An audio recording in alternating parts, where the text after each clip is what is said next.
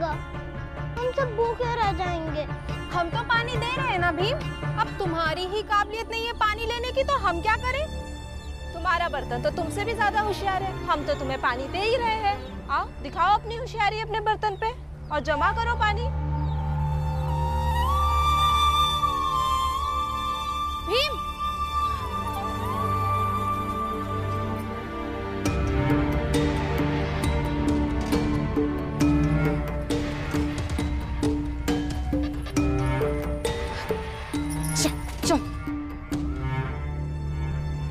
मर जाएंगे ये बात नहीं है। हम किसी के रुपए जेवर पैसे चोरी नहीं कर रहे, बस जीने के लिए पानी ले रहे हैं। और इसे चोरी नहीं कहते, इसे बुद्धिमानी कहते हैं। समाज के ठेकेदारों ने धरती और प्रकृति की चीज भी बांट दी है और उसे अपने कब्जे में कर लिया है। तो हम जैसे लोग कैसे जिएंगे? पहले इस तरह के उपाय से जिएंगे, फिर थोड़ी ताकत आ जाएगी तो अपने हक की चीजें उनसे छीन लेंगे। विश्वास रखिए, आपको कोई नहीं पहचानेगा। सुनो, तुम पानी ले लो, ठीक है? और हाँ, यहाँ जब आया करो तो ये गुमसुम मत रहा करो। हम लोगों से भी थोड़ी बातचीत कर लिया करो, ठीक है? जी। लो पानी ले लो।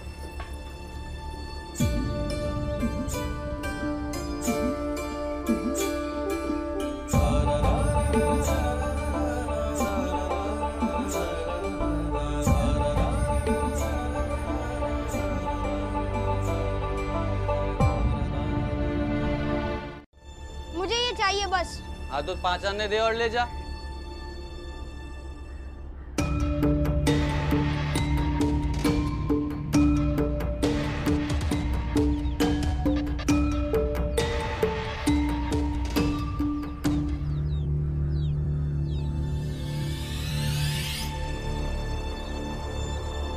इसके बदले में मैं ये ले जाऊं?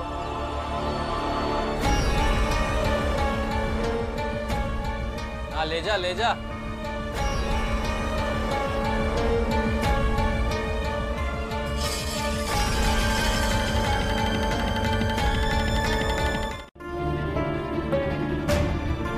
भाई किसी ने पहचान लिया, देख लिया तो पता नहीं कैसी मुसीबत आ जाएगी। ऐसे कैसे मुसीबत में पड़ जाएंगे? नहीं मतलब नहीं, समझ में नहीं आ रहा है?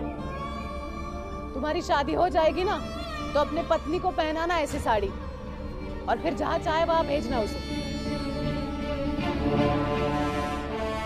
गंगा नहीं जाएगी इस तरह से। इस तरह से चोरी करके कितने दिन जिएंगे हम? लेकिन हमें पानी पीने का तो हक है ना, चाहे हम किसी भी कुएं से पिए। और अगर कोई मना करेगा तो हम ऐसे करेंगे।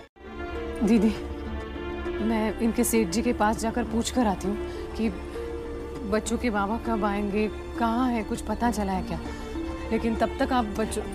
मैं देख लूंगी, तो चिंता मत कर। हाँ। उन्हें कुछ पता नहीं चलेगा, लेकिन तू जल्दी आ जाना। हाँ दीदी। संभाल कर जाना।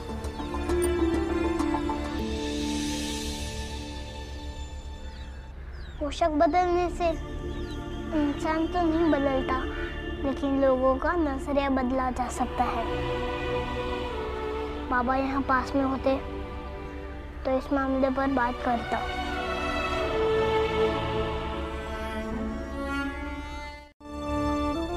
लेकिन उनकी जरूरत उनके परिवार को और उनके बच्चों को भी है। अगर इनसे कुछ संपर्क हो पाए तो एक संदेश पहुंचा देना जरूर। कहना कि उनके घर वाले उन्हें बहुत याद कर रहे हैं। अब जल्द से जल्द वापस आ जाओ। हाँ हाँ, जैसे ही हमारा संपर्क होता है हम सब बता देंगे। अच्छा सेठ जी, मैं भी चलता हूँ।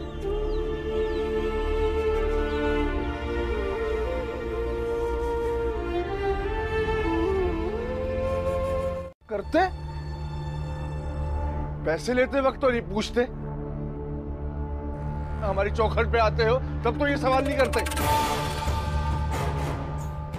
एक बात कान खोल कर सुन लो, अपनी औकात में रहो, औकात में। और अपने इस घिनौने पेशे से मेरे बेटे को दूर रखो, और अपने आप से भी, वरना सेठ धनसुख लाल को तुम अच्छे से जानते हो। ले चलो इसे। चल सेठ जी।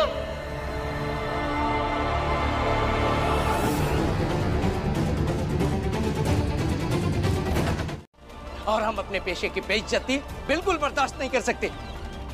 अरे कल आपका बेटा इस पेशे से जुड़ जाए तो आप इस पेशे से नफरत ही ना करें।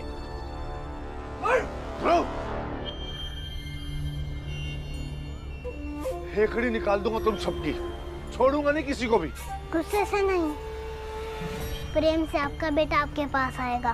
भीमराव, ये सब तेरा किया धरा है। मेरा कुछ किया धरा नहीं है, गलती आपकी है कि आपका प्रेम आपके बेटे के प्रति इतना मजबूत नहीं हो पाया जिससे वो आपके पास रह सके। वही जात का सकपाल जिसे आप इतनी नफरत करते हैं। भीमराव, अब ये बात मेरे बेटे की है, छोड़ूंगा नहीं किसी को भी। हाँ तो फिर याद रखिएगा बाबा कि मैं भीमराव के साथ हूँ।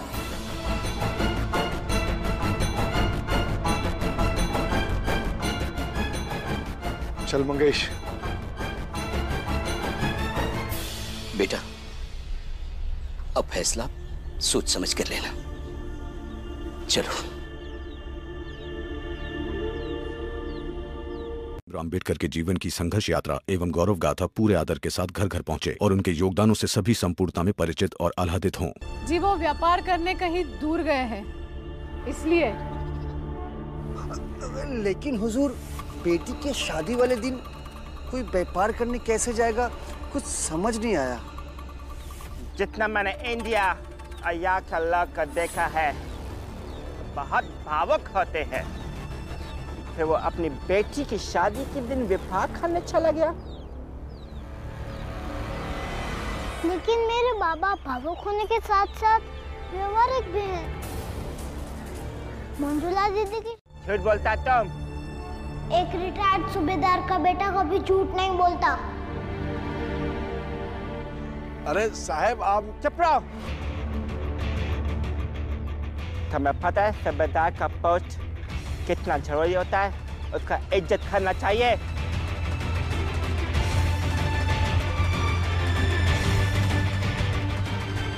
मैं चलता हूँ, लेकिन किसी को भी कुछ पता चले तो मैं इतना खड़े जो बताएगा तो ब्रिटिश सरकार इनाम देगी। और अगर किसी ने सच छुपाया तो उसके पूरे परिवार को जेल में डाल दूंगा। उन्हें सब पता चल जाएगा। हाँ, गांव में किसी को नहीं दीदी, उससे और बिगड़ जाएगी बात। आई, ये डाकयार्ड में काम करते थे, इतना पढ़ना लिखना तो इन्हें आता है कि चिट्ठी लिख सके। लेकिन दामाद जी से चिट्ठी लिखवाना सही है क्या?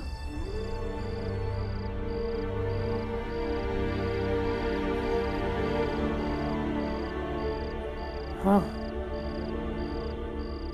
किसी दूसरे से लिखवाने से अच्छा है कि घर के दामाद से ही लिखवा ले।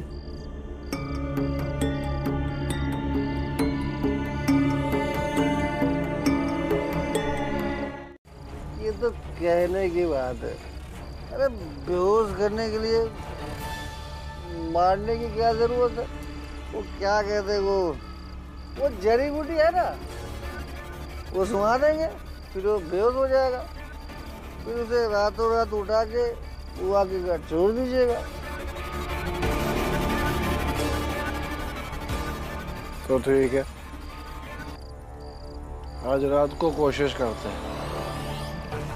अरे लेकिन पहले उसे ढूंढे तो सही। चल चलो सर, चलो इसको ढूंढते हैं। सर चलो चलो। सेठ जी, वो रामलाल तो बोला था आपका लड़का यही था, कहाँ है? कहीं दिख नहीं रहा।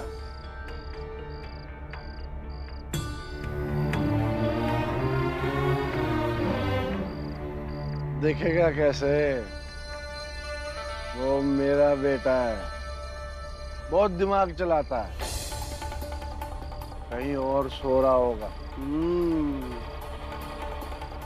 और मैं भी आज रात उसे ढूंढ के रहूंगा। हम लोग कितने परेशान थे, सारी रात ढूंढते रहे तेरे को। मैं तो यही आपके घर में ही सो रहा था बाबा। एक बात बताओ, आप रात रात भर मुझे यूं ही ढूंढते रहिए, मिलूंगा नहीं मैं कभी। देख ध्रुव, जिद छोड़ दे, इसी में तेरी भलाई है। हाँ ध्रुव बेटा, बाबा की बात मान लो ना। मैंने थोड़ी ना कुछ गलत किया है, गलत तो आपने किया है। जैसे ही मैंने कहा कि कबूल कर लीजिए, तब मुझ पे ही नाराज हो गए। फिर आप पुलिस कप्तान के पास चल के स्वीकार कर लीजिए। आइए,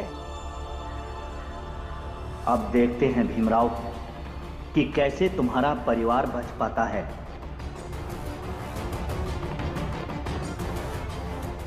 और सेठ ने सही कहा था, माँ बेटे ने दोनों ने मिलकर बेवकूफ बनाया।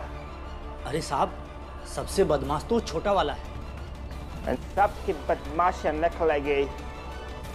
साहब, हमारा इनाम, वो आपने उस समय कहा था कि खबर देने वाले को अंग्रेजी हुकूमत इनाम देगी। थाने चले जाना, अब मेरा नाम लेकर इनाम मिल जाएगा। मुझे भी बहुत अच्छी नहीं लगती है पढ़ाई। लो। हाँ, लेकिन आप लोगों की पढ़ाई छोड़ने के लिए घोषणा थोड़ी ना की है। बाबा आएंगे ना, तब पढ़ाई छोड़ना। हाँ, ये सही है। बाबा तो मारेंगे। हाँ तो चलिए पढ़ने। चलो जाओ जाओ। बाकी की पढ़ाई लिखाई जेल में करना।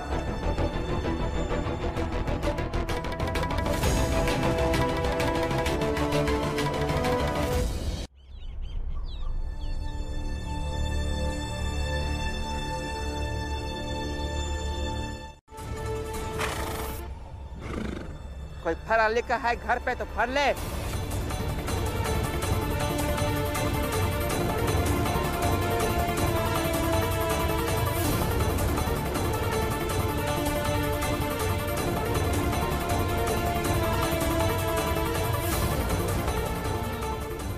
इस चिट्ठी में आपने साफ साफ लिखवाया है कि आपका पति क्रांतिकारियों के साथ छुपा है।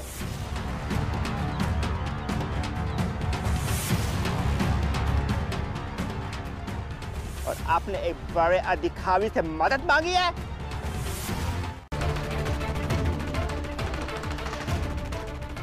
तुम लोग कहीं नहीं जाओगे, खड़े उधर।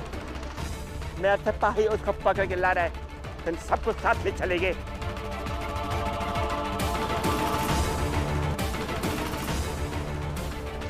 साहब, इस पिद्दी को तो बिल्कुल मत छोड़ना, इसका कोई भरोसा नहीं है। इसी ने सिखाया होगा अपनी आई को यहाँ से भागने के लिए। उसको लाली तो पकड़ के और इन सब को थाने ले चले गए। सारी जिंदगी जेल में रहेगा तुम सब।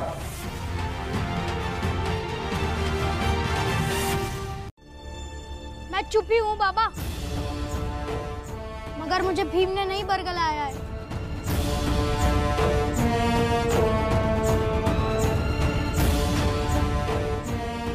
देखा साहब, मैं कह रहा था ना कि मेरी आई झूठ नहीं बोलती।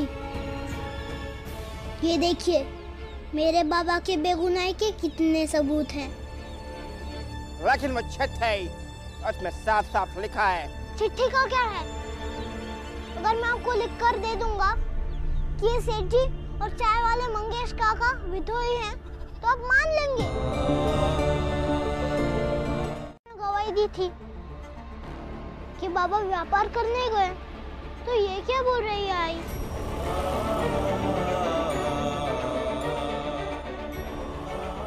क्या आप लोगों ने भी उस अंग्रेज अधिकारी से झूठ बोला?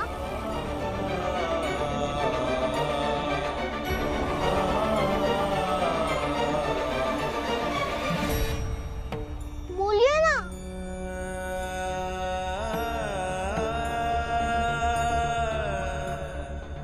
बोल क्यों नहीं रहे?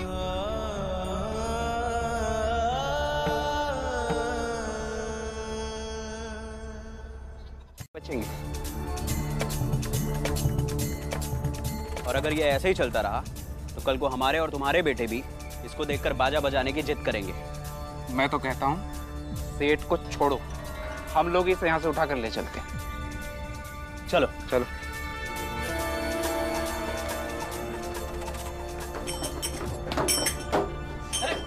अरे क्या कर लो? अरे मुझे छोड़ो। एक कदम भी आगे बढ़ाया ना, हड्डी पसली तोड़ के यहीं बिठा दूंगा। चलो। अरे छोड़ो। अरे कहाँ ले जा रहे हो? अरे छोड़ो मुझे छोड़ो। खुश होता, लेकिन आई झूठ बोलना तो पाप है, अपराध है। इन सब अपराध की जड़ तुम्हारे जीजाजी है ना। वो ये चिट्ठी लेकर उस अंग्रेजी अफसर के पास जाते और ना ये सब होता। आई बुआ, भीम, मेरे पति ने जो ये इतना बड़ा छल किया है उसके लिए मैं आप सबसे माफी मांगती हूँ। नहीं दीदी। और विद्रोह सत्ता के खिलाफ होता है। अंग्रेज सत्ता न्यायप्रिय नहीं है। सब परेशान हैं, उसकी खिलाफत कर रहे हैं सब लोग।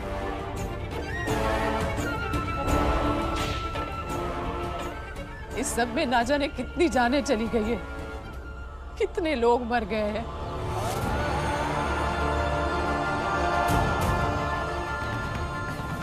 ये हमें आजाद होकर जीने का अधिकार नहीं देती, और जब तक हमें अधिकार नहीं मिलता इस तरह का विद्रोह होते रहेगा। हमारी बिरादरी के किस लोग को ये कहा है कि गले में मटका और पीठ पर झाड़ू बांधो, क्योंकि आपके पदचिन्ह जमीन पर ना बने और हमारी थूक उनकी जमीन पर ना गिरे।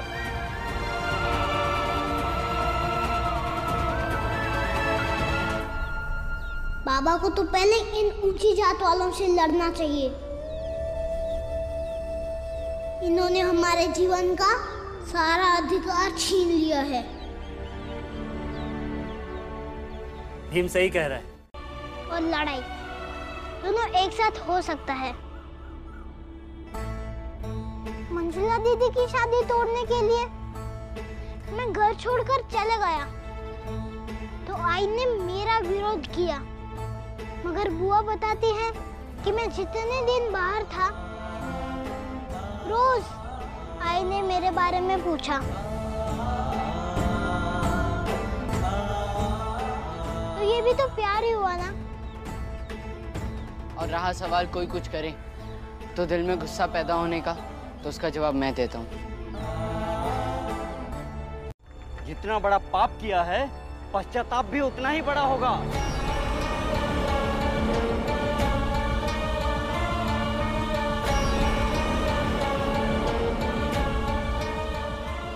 तो ठीक है, जो करना है करो, लेकिन आज क्या सब निपटना चाहिए। मैं नहीं करवाऊंगा शुद्धिकरण। देख ध्रुव, तेरी मनमानी अब नहीं चलेगी। इस गांव में, इस समाज में और इस घर में अगर रहना है तो शुद्धिकरण करवाना पड़ेगा। मैं आपका गांव, आपका समाज और आपका घर सब छोड़ दूंगा, लेकिन शुद्धिकरण नहीं करवाऊंगा। ये लोग शुद्धिकरण के नाम पर पता नहीं मुझे किन किन चीजों से नहलाएंगे, फिर बोलेंगे कि मैं अब पवित्र हो गया हूँ और मुझे तुम लोगों से मिलना जुलना नहीं है। लेकिन मैं तुमसे मिले बिना नहीं रह सकता हूँ भीम, और मैं बार बार तुम्हारे पास जाऊंगा तो ये लोग बार बार मुझे शुद्धिकरण के लिए बोलेंगे। दूर रहो, पास मत आना बाबा। ये सब कब तक चलेगा भीम? कहीं ना कहीं इनके इन अत्याचारों का अंत होना चाहिए भीम। तो आज ही क्यों नहीं? आगे नहीं बढ़ना बाबा, वरना मैं अपना हाथ काट कर जान दे दूंगा बाबा। बेटी को रोकिए। देख ध्रुव, अगर आज तू इनके साथ चला गया ना तो तेरा मेरा संबंध खत्म। मर चुका है तू मेरे लिए। हाँ तो कर दीजिए मुझे बेदखल, मान लीजिए मुझे मरा हुआ। मेरी आई को तो आपने मार ही डाला है, अब मुझे भी जीते जी मार डालिए। और उम्मीद ही क्या है आपसे? ऐसा मत बोलो ध्रुव, ये गलत बात है। वो बाबा है तुम्हारे। ध्रुव बेटा मेरी बात सुनो, बाबा जो कह रहे हैं ना मान लो, शुद्धिकरण कर लो बेटा। अधर्म शुरू हो गया, अधर्म। सबसे पहले इसके बाप ने हमारे मान्यताओं के खिलाफ बोलना शुरू किया, उसके बाद इसने शुरू किया। और बोलता क्या? आप लोगों को पता है, ध्रुव से पहले भी ये और एक लड़के को घर से भगा चुका है। अगर ऐसा ही चलता रहा ना तो हम सबके लड़के बागी बन जाएंगे। सदियों से चली आ रही हमारी संस्कृति, धर्म और समाज को नष्ट कर देंगे। इसलिए मैं कहता हूं, अगर बचानी है अपनी संस्कृति, धर्म, परिवार को, तो इसको खत्म कर देते।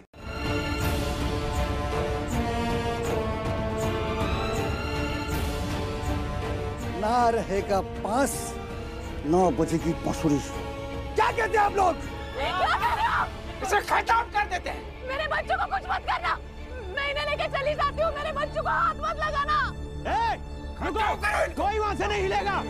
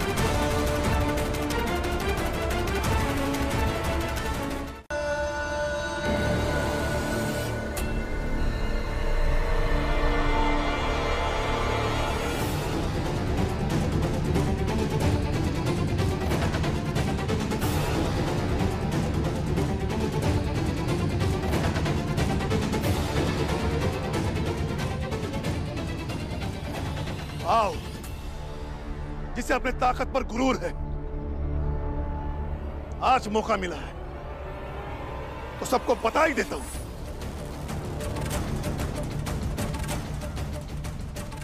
आप सब में कितनी ताकत है।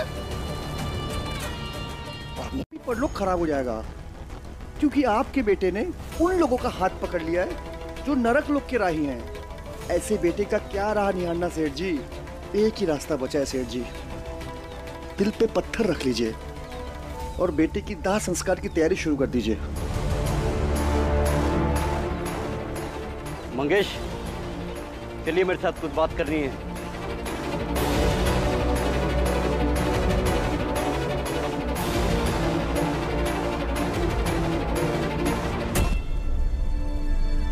सेठ जी, अभी भी वक्त है, समझ जाइए। समाज का वो हिस्सा जो भीड़ बनकर हमारे साथ रहता है।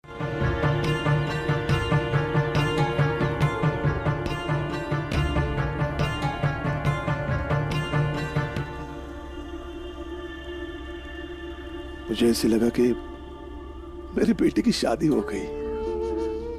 इतने दिनों से मैं बहुत परेशान था, चिंतित था कि भीम का क्या होगा। ये जानता था कि भीम घर आ गया होगा, लेकिन इस बात को सोचकर थोड़ी चिंता थी कि तुम्हारा और भीम का रिश्ता कैसा होगा। ना कर पाने पर अपने जान दे दी।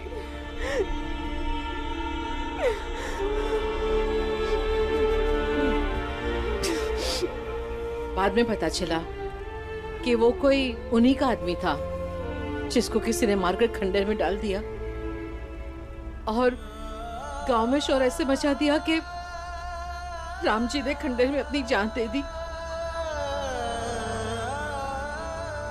लेकिन बाबा, हम उस खंडर तक भाग कर गए, हम बहुत डर गए थे।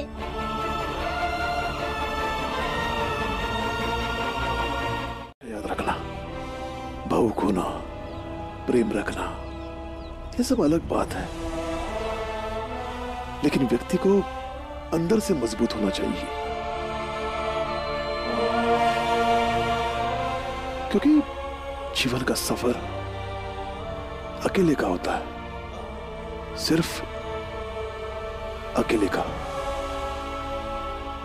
भैया बहुत छोटा है ये सब समझने के लिए। समझाऊंगा तभी तो बड़ा होगा ना।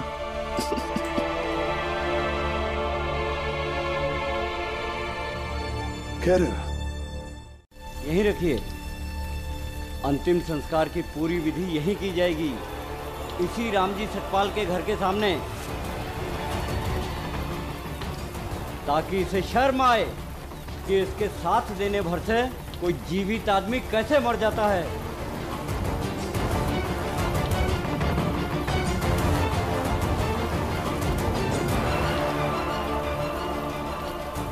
बीवा, रोको उसे। जाने दो, इन जो कोशिश कर रहा है उसे करने दो, क्योंकि वही एक है जो इन्हें रोक सकता है। सारी चीजें जुड़ी हुई हैं और उसकी भावनाओं के लिए ही मैं कह रहा हूँ।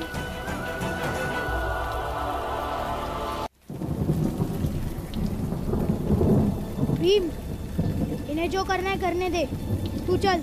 रुक जा ध्रुव,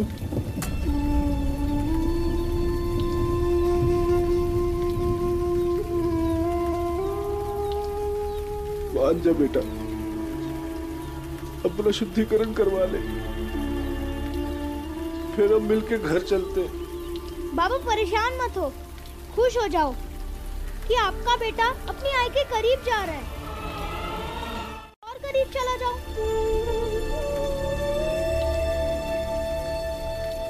आइए सेठ जी। आइए, समय बीत रहा है।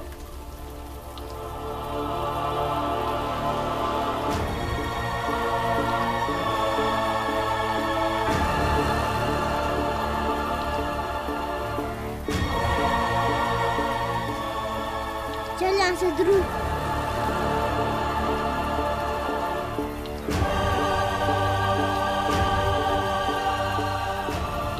आइए सेठ जी।